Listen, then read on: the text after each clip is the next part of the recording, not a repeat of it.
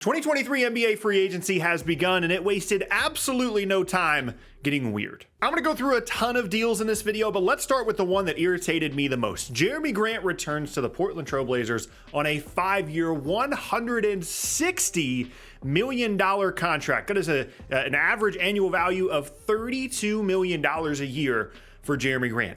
I understand why Portland did this. It's not a mystery to really anybody that's paying attention. I'm sure that when they had meetings with Damian Lillard over the previous weeks, the main part of their pitch in terms of trying to get him to stay was, we're going to retain Jerami Grant. And if their plan moving forward is to make sure that Dame is happy, to keep him there and try and build a semi-contender around Dame, step one was always retaining Jerami Grant. However, this contract, this number is out of control in terms of what you should have actually been offering Jerami Grant. Jerami Grant's a good player. He can guard. He's a solid two-way player. He's a relatively efficient offensive player. But his absolute peak, the best possible version of Jerami Grant, who, by the way, turns 30 at the trade deadline and just got signed to a 5-year contract, the peak version of him is like a fake all-star season. Like, he makes the all-star team because like 5 other guys got hurt and he gets like voted in as a 5th alternate. That's the best version of Jerami Grant. And I just can't believe that in this market where we're seeing players,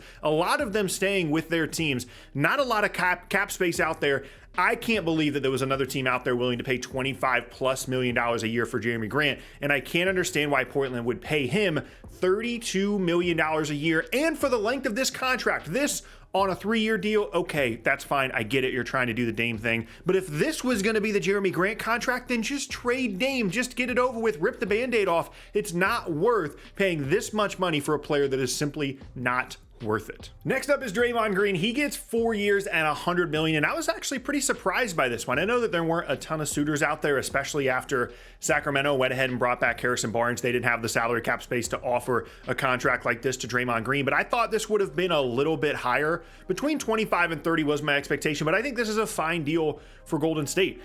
It's not, $30+ million a year for someone in Draymond that's still very important to them, but his play is going to continue to decrease as he ages. And I think especially offensively, he's going to probably become a liability by the time this contract is over. Defensively, he's going to continue to be awesome. They always had to bring him back, assuming they want to continue to try and win titles around Steph. They had absolutely no avenue to replacing what Draymond Green provides to them. And so ultimately, this is a fair deal for both sides. Draymond gets a nice long-term contract while he's aging into his mid-30s, and Golden State retains a player that is critical to what they have going moving forward. Okay, we got to talk about Kyrie Irving. 3 years, $126 million. That is a huge number for Kyrie. It's $42 million a year over 3 seasons. However, I've got multiple videos on this channel talking about how I don't like the Kyrie fit in Dallas. I'm not a big Kyrie guy in the first place.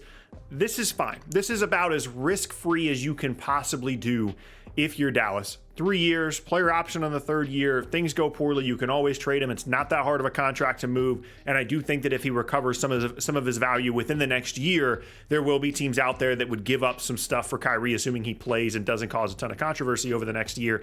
If things really do go poorly in Dallas and Luka just doesn't want to play alongside the guy, I still don't understand the idea of bringing him in the first place. But again, this is about as risk-free as a Kyrie contract gets, so I do have to give them a good grade for it. By the way, if you're enjoying the content, you can check out these other NBA channels that I upload on regularly as well. Next up is Kyle Kuzma, 4 years, $102 million.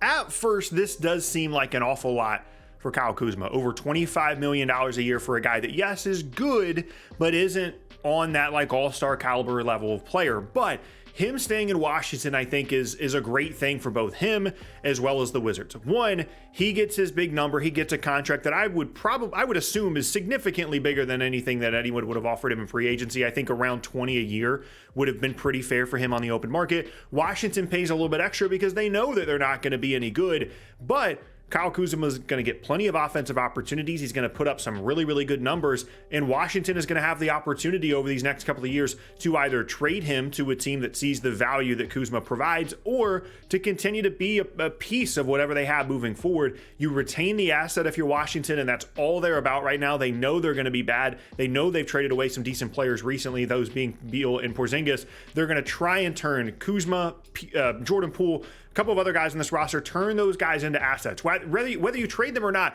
retain them, keep that value on the roster. This is a really, really nice deal for Washington. Next up now is one that I'm sure a lot of people were surprised by, and that is Bruce Brown going to Indiana for 2 years and $45 million. Now, on an annual basis, Bruce Brown, really nice player. He's not worth $23 million. I don't think anybody's trying to argue that on a year-by-year basis, Bruce Brown provides $23 million of value to your basketball team. He's a nice player. He's got a little bit of playmaking creation there if you really need him to. He works really, really well off the ball, improves as a three-point shooter. He's a solid defender despite limited size. But that's not really what this is about for Indiana. This is about two things. One, it's kind of the Kuzma thing where you sign a player knowing that if you're not very good, you can still trade him to a contender and they're going to be able to match salaries and give you some stuff for a player in Bruce Brown that's very good. It's kind of like when Detroit overpaid, ironically, for Jerami Grant a couple of years ago and traded him like 2 years later and got value out of him, even though they really overpaid for him initially. That's kind of what this Bruce Brown thing is. And also, Indiana had the money to spend, and they had to spend it on somebody. And the fact that the contract is only 2 years